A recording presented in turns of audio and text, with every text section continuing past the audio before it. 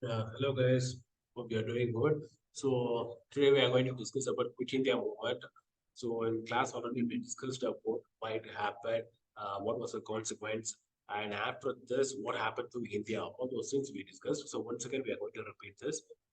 So the background about the Quit India movement. So following Cripps departure, Gandhi drafted a resolution called the British Withdrawal and a non-violent non-cooperation movement in the event of Japanese invasion. So already I said about during World War II, Japanese captured one place, particularly one place in India. So if you know, just type in comment section.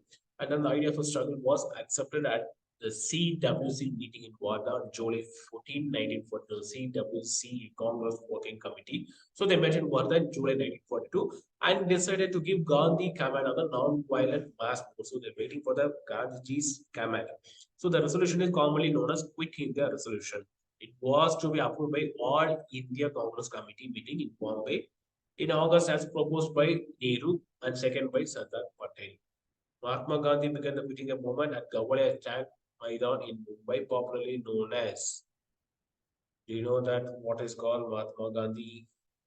The Quit India movement, also known as the same thing. If you know it, August Kranti Maidan. Don't forget it. And then the slogans of the movement were Quit India and Bharat Chodo. Gandhi gave the people the mantra, do or die, fight to finish. It was supposed to be a peaceful, non-violent movement to persuade the British to grant India independence according to the Congress doctrine. So the entire theme is based on non-violent, not based on violent. So the resolution of Quit India movement, 8 August 8, 1942, the Congress meeting in Gavalia Tank, Bombay, ratified the Quit India resolution. So the meeting is also agreed to demand the British rule in India. It should be ended immediately. Declare free India's commitment to defend itself against all forms of fascism and imperialism. Form a provisional government of India following the British withdrawal, sanction a civil disobedience against the British rule, instruction of Mahatma Gandhi. So what Gandhiji really said to the people, those who are going to participate in Quit India movement. So he gave a set of instruction to diverse group of people. They were as follows. So government employees, so you all guys should instead of resigning, pledge your allegiance to INC. Soldiers, stay with the army but don't fire on your comrades. Landlords, zamindars. If the landlords, zamindars are anti-government, pay the agreed upon rent. If the pro-government belongs to the British and supporting support of the British, do not pay the rent. Students, if you're confident enough, they can leave their studies only if they're confident. Friends, you must stand behind the people and embrace their sovereignty. People of princely states only support the monarch if he is an anti-government. Declare yourself as Indian citizen. Reason for the Quit India movement, why it happened? As I said, in Second World War, it was going between the Allied and Axis countries. So India was forcefully almost all the wealth drained by the British. So it began in 1939, and Japan, as one of the Axis powers opposing the British in the war, was gaining grounds on India's northeastern front. As already I mentioned, that a place was captured. If you know, just leave a comment. The British had abandoned their colonies in Southeast Asia, leaving its people to fend for themselves. The Indian public, who had misgiving about the British ability to defend India from Axis assault, was not impressed by this move. Gandhi also stated that if the British were to leave India, Japan would have no cause to invade the country. Hearing about British military defeats and wartime hardships such as high prices for key necessities fueled an animosity of the British government. INC called for a major civil disobedience movement when the Cripps mission failed to provide any type of constitutional solution to India's challenges. So here we can see three phases of Quit India movement. First phase, second phase, third phase, and what are they? First phase, rampage of the public. So the general public attacked authority symbols and forcibly hoisted national flags on public meetings. Satyagraha surrendered to arrest. Bridges were blown up. Railway tracks were removed. Telegraph lines were severed. Just wait a minute. So Gandhiji said that they should adapt non-violence, but uh, attacking the symbols and bridges were blown up. Yes, it comes under violence or non-violence. So this type of activity was most prevalent in the eastern United provinces and in Bihar. You have to note down the places where it was happening.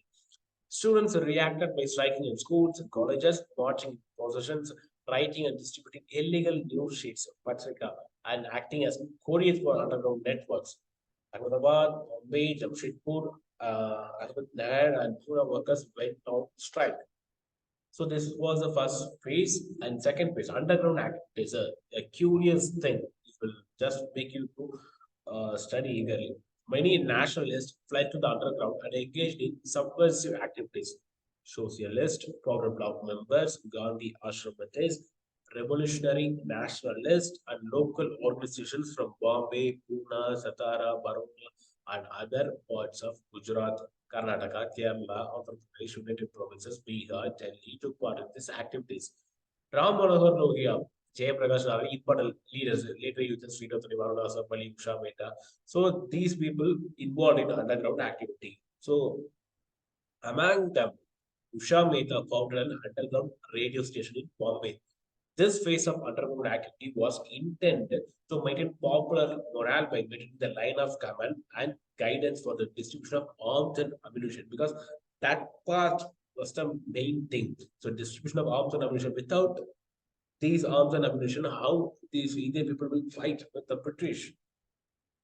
So the Congress radio started by Usha Mehta was a secret radio station that operated during the British rule in India, also called as clandestine radio. Now we can track you can track by mobile. If you have a mobile number and the various technologies, anybody can track anyone's number. But during those times, 20th century, it was very hard to find how to track the person. So they were keep on changing the places. That's why unable to track this radio. So you can see the picture of Usha Mehta at the radio used to buy Usha Mehta Madam, clandestine radio.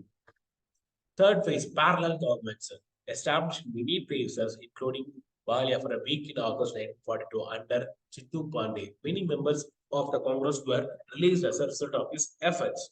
Tamil Midnapur from December 1942, September 1944. Jatiya Sarkar worked on cyclone relief, sanctioned school grants, distributed paddy from the rich to the poor, organized Vidyut Vahini, and so on. So this Prati circle was organized by leaders such as Y.B. Chavan and Nana Patil and others.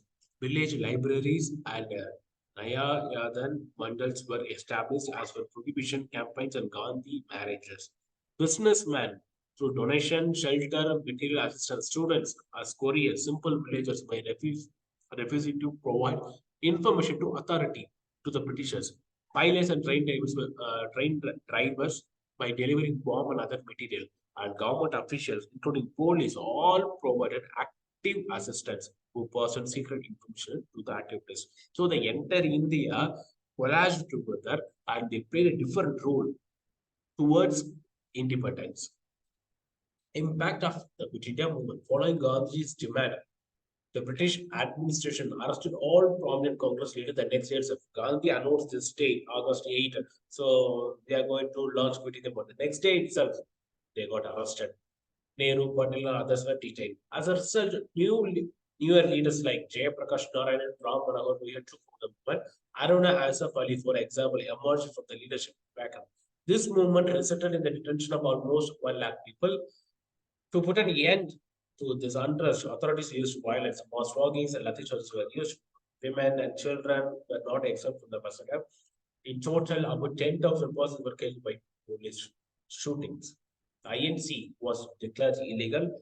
Its leaders were imprisoned for virtually the whole war. Gandhi was released in 1944 because of ill health. So the hero of the Quit India movement, Aruna Asafali, she hoisted the flag when police were arresting the important leaders. So as well as Gandhiji said, we have to initiate this process.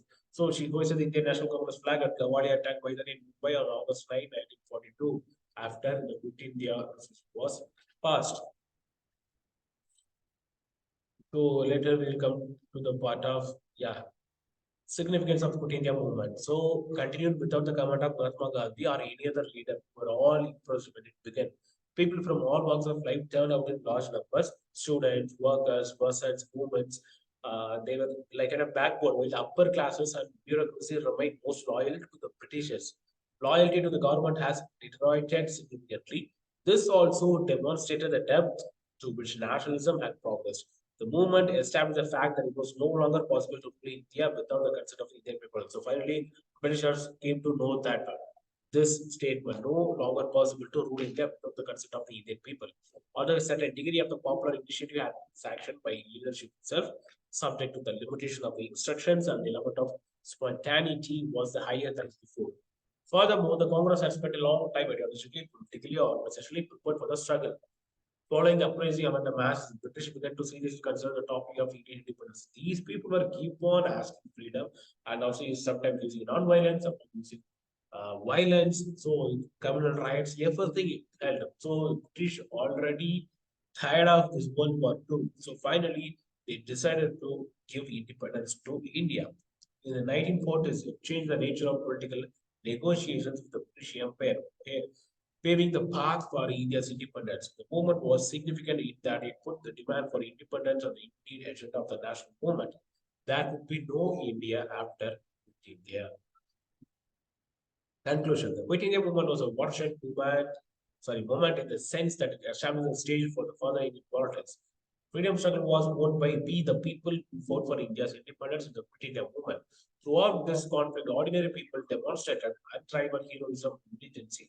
The oppression they faced was the harshest, and the circumstance under which they offered resistance were the most adverse. So, finally, hope you guys have understood the concept of Quit India movement, and you have various topics. So we just initiated with this topic because it may repeated questions during the exam. So study well and see you in the next video. Thank you.